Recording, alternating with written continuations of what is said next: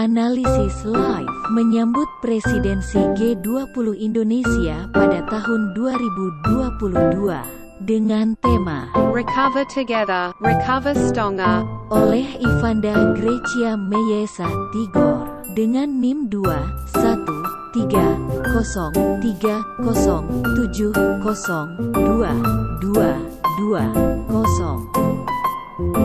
Apa itu G20?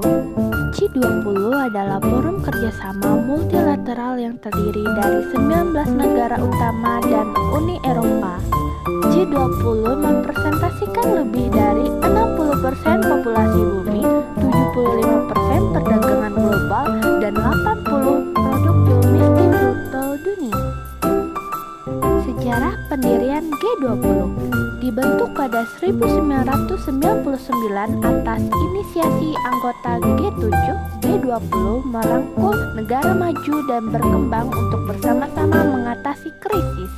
G20 pada awalnya merupakan pertemuan Menteri Keuangan dan Gubernur Bank Sentral. Namun sejak 2008, G20 menghadirkan kepala negara dari KTT dan pada 2010 dibentuk pula pembahasan di sekitar pembangunan.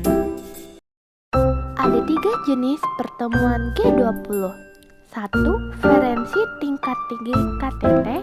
2. Pertemuan tingkat menteri dan deputi. 3. Kelompok kerjasama.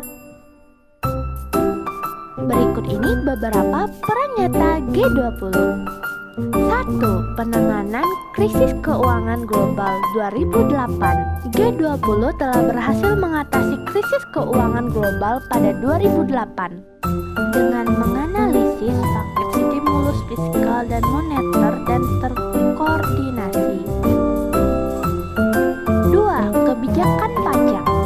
G20 telah mendorong pertukaran informasi terkait pajak pada tahun 2012. 3. Kontribusi dalam penanganan pandemi COVID-19.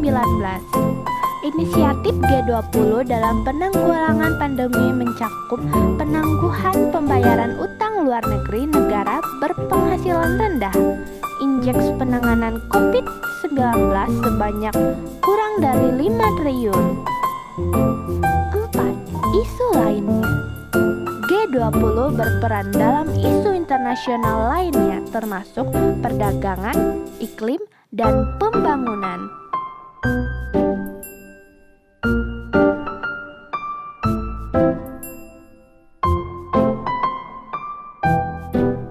Ada 5 pilar presidensi G20 Indonesia pada tahun 2022.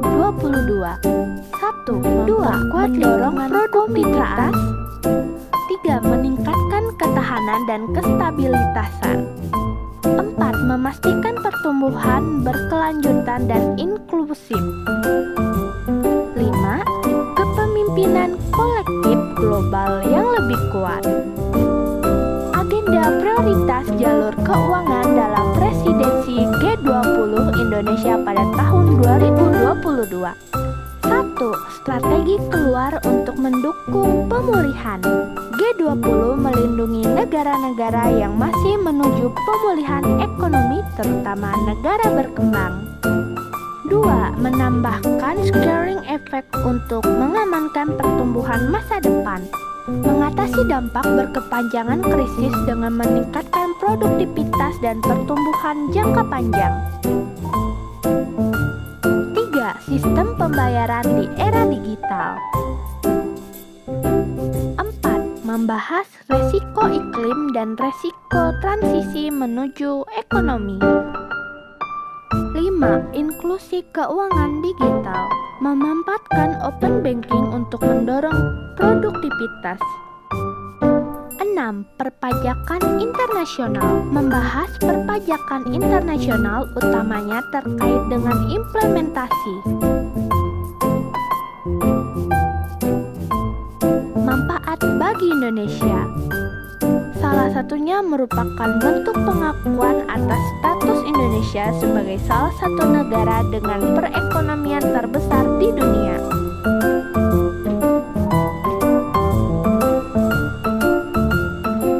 Adapun manfaat bagi bagi Indonesia, menjadi kesempatan menunjukkan kepemimpinan Indonesia di kancah internasional dan membuat Indonesia menjadi salah satu faktor perhatian dunia, khususnya bagi para pelaku ekonomi dan keuangan.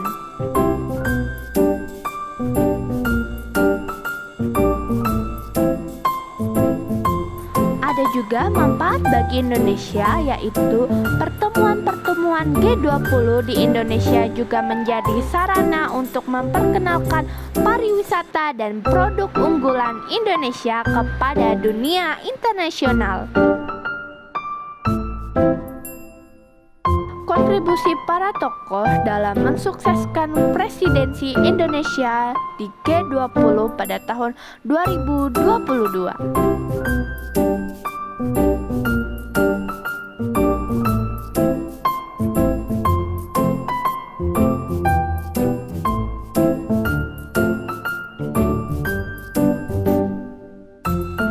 Penanggung jawab bidang logistik dan infrastruktur diketuai oleh Menteri Sekretariat Negara dan Sekretariat Kabinet duduk sebagai salah satu anggotanya.